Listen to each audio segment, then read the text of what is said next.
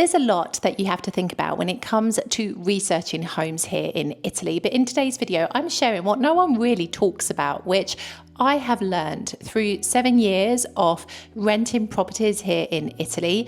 And I want to share some of those lessons with you because I do think that they apply whether or not you plan to buy or to rent in this country. So the first thing that you need to be considering when you're researching homes in Italy is whether or not you want to live in an apartment or in an independent home. Now, there's a couple of things you've got to think about because the majority of homes here in Italy are in kind of tall apartment style buildings. Now, the size and height of the building really depends on where in Italy you are. So, for example, in Palermo, you could have quite tall skyscrapers at sometimes 15, 16 plus floors. However, in other parts of Italy, you will find that the buildings tend to be a little bit lower, so like 6 or 7 floors, for example. So it really depends on where in Italy you are as to how tall your kind of block of flats is going to be. However, there's a few things you've got to think about when it comes to apartment living because up until now, this is how I have lived in an apartment, and there are a few considerations. So, first and foremost, you've got to consider your condominium fees. Now, if you don't know what this is what you have to pay along with all of the other tenants or homeowners in your building towards the maintenance of the building, the upkeep, and of course, for the services of any portiera, who is like a caretaker that your particular residency may benefit from. Now, there are some pros and cons to the condominium costs. I think it's wonderful because you end up having a really clean space. You usually have cleaners that come in once a week, and as a result the grounds are also really well maintained. Certainly in our old home in Palermo, it was really clean in our residence, so I was very happy about that. However, there are some cons because you have no control sometimes over the works that they decide to do within the residence itself. So your condominium bill isn't always the same flat cost every month. If they decide to do extra work or maintenance on a particular building or aspect of a building, or they decide to disinfect an elevator or lift or whatever it is that they may do, your cost that month will be higher. Also, and this is something that I experienced in my old home, if somebody dies within the residence, because where we lived before there were quite a few elderly people, if somebody dies in the residence and they decide to create some kind of memorial within the residence to that person, everyone in the residence usually contributes to that, and it's something that is included in the condominium fee for that particular month. So there is a lot to think about, not to mention the fact that if you have a portiera, a caretaker, you will essentially be paying his salary through your condominium costs. There'll be a percentage off that goes towards the payment of that caretaker. And don't forget that in December, they usually take extra pay. And usually in August, it really depends on the contract, which means that you will have to pay a little bit more usually at those points of the year as well. Now, condominium costs aside, living in an apartment means living with other people. And, you know, I've never really had any problems living in a residence with other people, but I will say the residence we lived in before in Palermo was the largest residence that I've lived in. Prior to that, I've lived in kind of apartment blocks, but not in a private residence and not with as many people. And I have to be honest with you, again, pros and cons. It's really nice because you feel like you have a sense of community. You start to get to know your neighbours. You feel that within the area of your buildings yourself, it's safe because usually these are gated communities. However, cons are that you cannot control the people who live in the residence with you, and sometimes people can be quite ignorant. They litter the residence, they don't follow the rules. Also, for example, when we left, we had asked in advance for people to move their cars outside our home so that we could get the moving trucks there nice and early on the day of our move. And, you know, it rolled around to 5 a.m. on moving day and there were still cars parked outside our home. So we had to go around and wake everyone up. So this is the thing. Sometimes it doesn't work because people are just ignorant, but you've got to understand that you have no control, of course, over the people that you're going to be sharing your space with. Often Italian people are very house proud. Like, you know, they are really pristine when it comes to where they live, but it's the communal spaces and it's these spaces in public where sometimes those rules are a little bit more lax. So you've got to think about this. Are you really willing to live in a residence with other people? And not only that, but this is something that took me by surprise.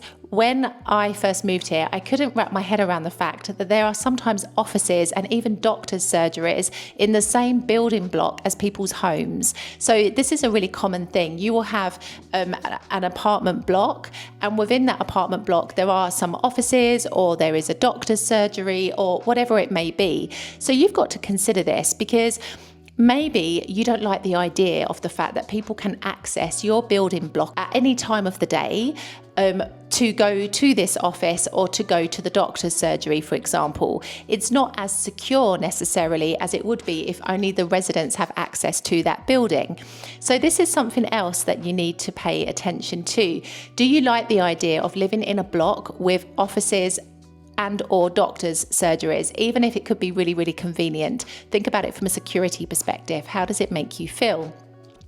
Now, these are considerations specifically for living in apartment blocks. Now, when it comes to independent homes, again, this is another aspect entirely, because usually you do not have a condominium to pay. So this is wonderful. You save some money.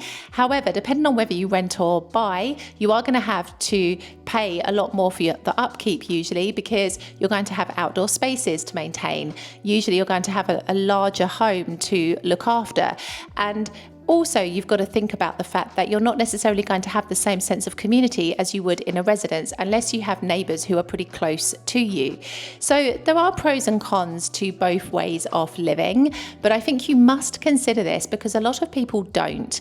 They kind of think, okay, let's take an apartment, but they don't consider condominium costs, what it's going to be like sharing the space with other people, what it's going to be like if you have offices or doctor surgeries in the same building as you. Like, these are things that people don't really think about or don't talk about enough. So this is definitely something to pay attention to. Now, another thing that I would consider is the style of building, the age and the maintenance. Now, if you are renting a property, unfortunately, you don't have as much control over this as if you're buying it, but there are still some key things that you need to think about. First of all, if you are choosing to live in an apartment, what floor your apartment is going to be on is going to make a huge difference on many different levels. First of all, it's going to make a huge difference in the summer, because if your apartment is on the very top floor, like ours was in Palermo, it will be an absolute nightmare in the summer with the sun beating down constantly all day. So this is something that you need to consider, and you need to be able to compensate for that with adequate use of air conditioning units or better insulation.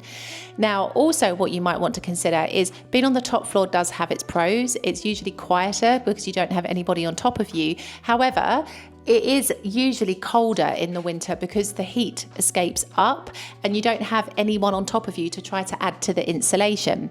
Now, something else to consider with this is if you want to be on the ground floor. Ground floor apartments are not generally very kind of sought after in Italy. People live in them, of course they do, but a lot of people are a bit unsure about living on the ground floor, mainly for security reasons, absolutely. You'll find a lot of bars on the windows of ground floor apartments for this reason. But also, if you live in a residence and you have like a terrace on the ground floor, let me tell you, it's not a good experience, because if you have some neighbours who are not very considerate and they decide to shake out the tablecloth with crumbs after dinner over your terrace, you're going to be sweeping that terrace every single day. I know people that have had ground floor terraces, and trust me, it's not easy to keep clean if your neighbours are not respectful in that way. So also, you've got to think from a privacy point of view. You have lots of floors on top of you. How do you maintain your privacy being on the ground floor and being in a way like a bit of a goldfish bowl? So there's that aspect as well when you're considering like what position within an apartment to base yourself in. Middle floors can be good, but then of course you've got people above you, so you never know how loud they're going to be, and people underneath you. But generally speaking, from an insulation point of view, it's very good because you're not going to get too hot in the summer, and you'll be able to maintain a lot of the heat in the winter as well. Now, when it comes to your home and the position of like an independent home, there's a few things you might want to think about. Of course, what position the home is in. Is it south facing? What what part of the home gets the sun at what particular times of the day.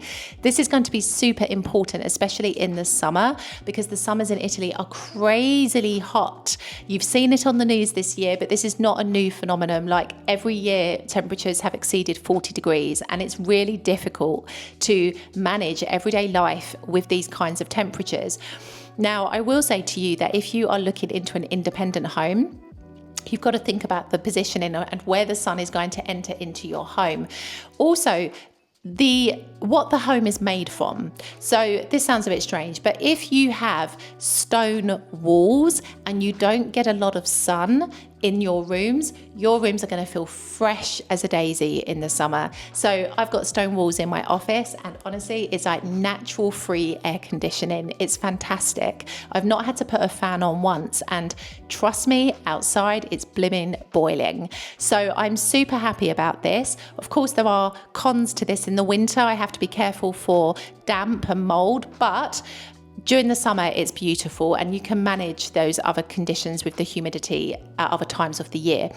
But you've got to think about this in the summer, because summers here are hot. So think about the structure of your building that you're interested in, the structure of your home. Think about the insulation, especially as well in the winter, because if you have a home with poor insulation and like the windows are very flimsy, very old, it's going to be very difficult to keep it warm in the winter months. You've also got to think about what it is going to be like in the winter for both apartment living and also in an independent home.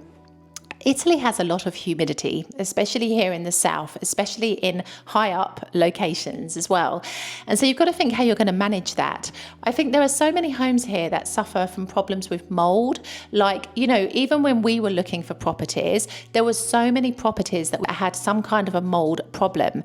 Now, the home that we live in here has actually been treated for this. So technically we shouldn't have any problems, but it's not to say that we won't. We still use dehumidifiers because we want to just be sure that the air is fresh, but you just never know. And the older the building, the more likely this is going to be a problem as well. So you've got to be careful with this, because homes in Italy are susceptible to mold, and you've really got to consider the construction of your property, more so if you're buying, absolutely, as to whether or not that's going to potentially give you any problems later on. Another thing to consider is the use of outdoor space in your home, because believe it or not, there are some homes in Italy that don't even have balconies. They have like these half balconies, balconettes maybe, which are so tiny you cannot even put a table or chairs or even barely 1 foot onto. Now, this is something to consider, because if you want to have some kind of outdoor space, in the summer, you want to be able to sit outside and cool down a little bit in the evening. You can't do that with those types of homes. Now, often these homes are very grand and very elegant, and the balconies kind of fit into that theme, but they're not practical necessarily to live in. So you've got to think about outdoor space. Make sure that you do have some form of outdoor space, because trust me, you will need it in the summer especially. So I think these are some really important things to consider when you are searching for a home in Italy, whether you're going to buy it or rent it. Now, also, of course, you have the obvious aspects like location, in the sense of, where exactly you are going to be positioned. Of course, consider that some apartment blocks are above shops and restaurants. So yes, they are going to be noisier places to live in, absolutely. So do consider this, because people tend to live outdoors in the summer. There is a particular square in Salerno which is full of bars and restaurants, and there are apartments that are above those bars and restaurants. And I always think to myself, how do those people get a good night's sleep? Because people are outdoors in that square until like 2 or 3 in the morning. So, you've got to think about this. These are the aspects you've got to dive really deep with, because you're not here on holiday, you are here to live, and you need to make sure that you choose the home that's best for you in terms of physical location, but also in terms of the quality of life that you're going to have as a result of the home that you choose. I hope this video has helped you. If you're interested in diving a little bit more into the processes of renting, I think this is the video that you should watch next, and I will see you in the next video.